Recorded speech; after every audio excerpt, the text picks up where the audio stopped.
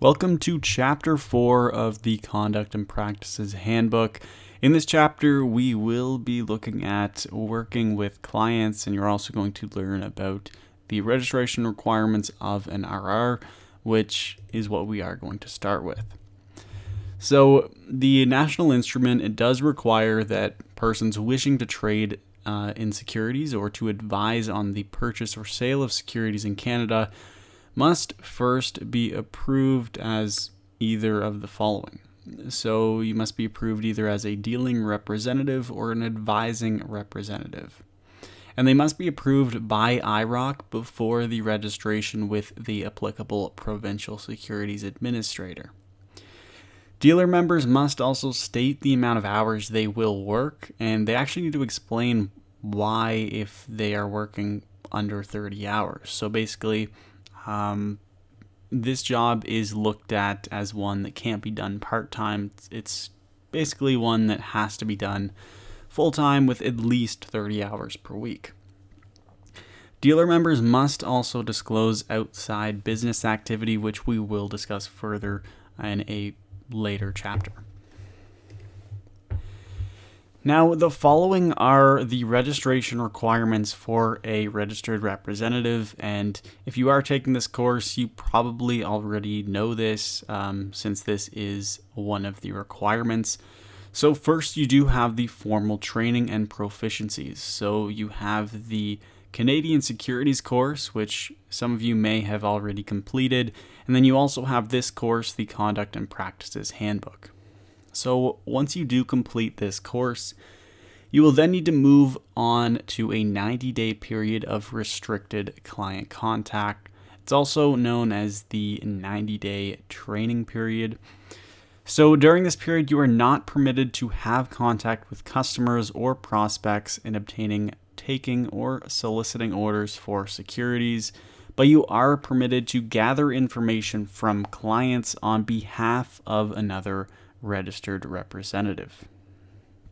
Now, you can contact the public as well by sending out things like introduction letters or doing seminars. Basically, you are allowed to find interest and find prospective clients, get your name out there, but you aren't allowed to discuss orders or discuss them becoming a client until this 90-day period is over. So you can create and research a potential client risk or a potential client list for now, which you can follow up with future work. Now, following the 90-day training period, you will have a 6-month period of supervision.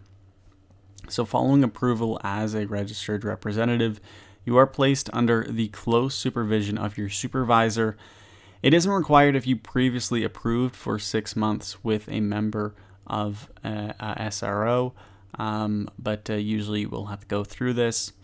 You'll also have a 30-month requirement after this. So to deal with retail customers other than in mutual funds only, you must successfully complete the Wealth Management Essentials course within 30 months after approval. So that's going to be a course that you will want to sign up for in the first few years that you are registered as a registered representative, and you will need to have completed this course within 30 months of getting your license. Now, you will also have to start doing continuing education or CE credits.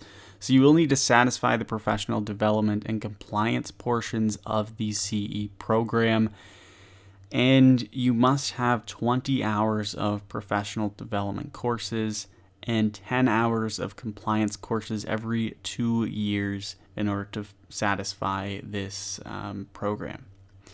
Also, some additional proficiencies will include derivatives, fundamentals, and options licensing courses if you are looking to sell options. There are a ton of other courses as well, which can get you some different sort of licenses and different abilities. For example, as a portfolio manager, you would be allowed to perform discretionary portfolio management. But this does require the CPH course, the Canadian Investment Manager designation, or the CFA, and 3 years experience as an RR. So that is another thing that you can work towards. Now, also, we have discussed the registration requirements of an RR, but there is also an IR, or investment representative. And these are individuals registered solely to take or submit client orders for execution. So IRs, they cannot, under any circumstance, provide clients with investment advice. And IRs, they must complete the Canadian Securities Course, the CPH course, and a 30-day training program. So that's the difference between the RR and IR requirements, 30-day and 90-day training program. Now, the IRs, they are subject to a 6-month period of supervision as well, and they do need to do the compliance portion of the CE requirements, but they do not need that 30-month wealth management essentials, and they also don't need the professional development portion of the CE requirements. Now, next, there is the sales assistant. So registered sales assistants are IRs employed at full service investment dealers to assist one or more fully registered representative in managing their business. So their job involves administrative tasks such as organizing the IR's client records, NAFs, and other client documentation. A sales assistant may speak with clients but is not permitted to give advice, but they can take unsolicited orders from clients to buy and sell securities. Now, there are some restrictions on non-registered staff. So non-registered staff, they're not permitted to carry out the following tasks. So they can't open client accounts. They cannot complete KYC information on a NAF other than the biographical information. They cannot provide recommendations or advice on securities. They can't solicit securities transactions, and they cannot assist clients in completing orders for securities transactions. Now, they are permitted to advertise the securities and products offered, deliver or receive securities to or from clients, contact clients to arrange appointments or give notice regarding incomplete forms, provide info on the status of a client's account, and they can also receive completed NAFs to forward to dealer members for approval.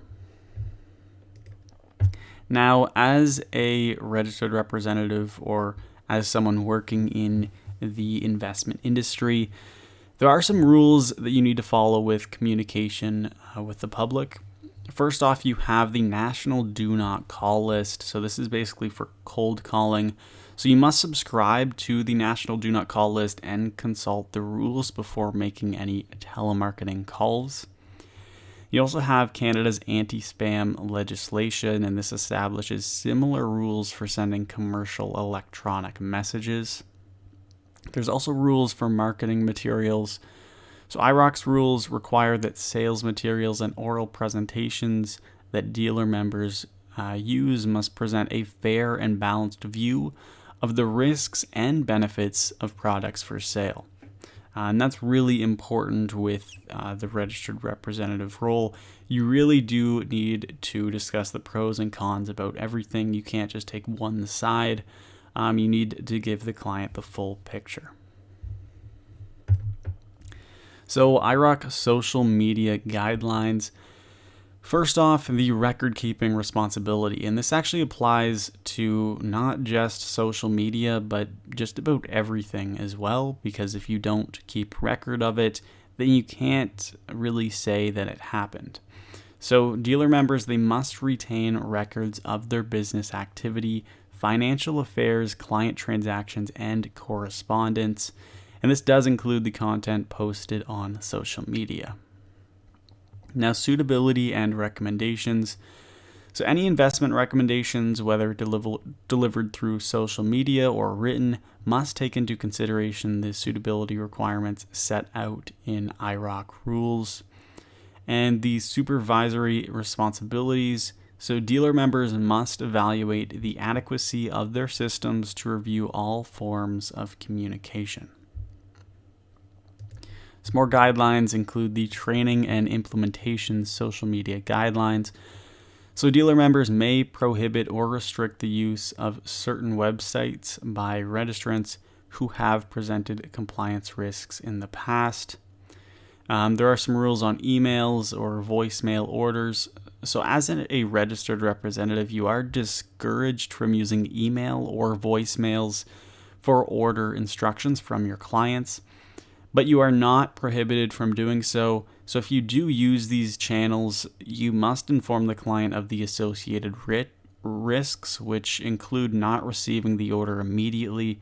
Therefore, you'll likely won't place the order at the exact time that they want. So that is the big risk with this. Third-party communications and research. So activity on social media websites, such as copy and pasting a client's post or giving a like, commenting, it may be considered an endorsement by the dealer member, so it isn't allowed.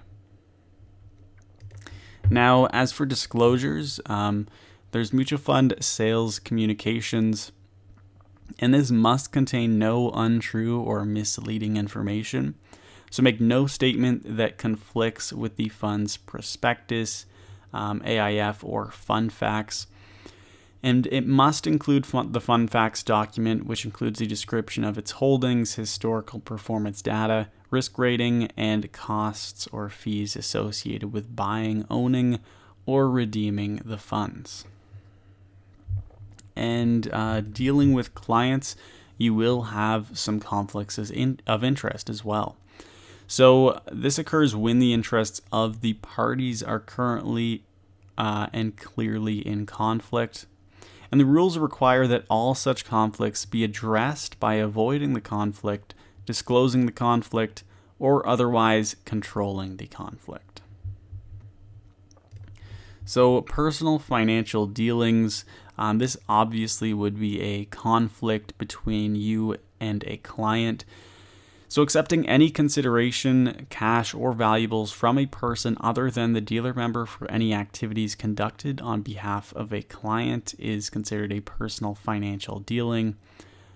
Same with entering into a settlement agreement with a client, paying for client account losses out of personal funds without dealer members' prior written consent, borrowing or lending to clients, or acting as power of attorney, trustee, or executor, or otherwise having full or partial control or authority over the financial affairs of a client, unless the client is a related person or authority is exercised in accordance with IROC rules.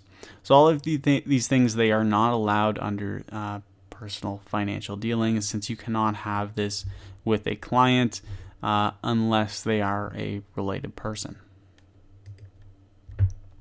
So outside business activity. So this is something that you do need to disclose once you are a registered representative. And the following could be considered to be outside business activities. The dealer member must also approve them.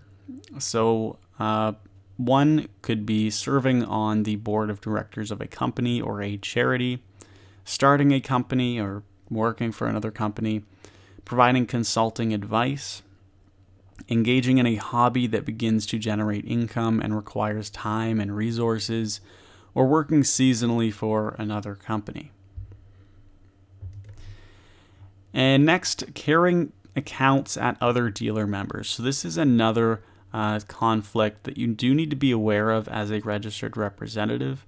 So you're actually not permitted to hold in your own or another name, or to exercise control over accounts at other dealer members, unless you have first obtained the express written permission of your employer.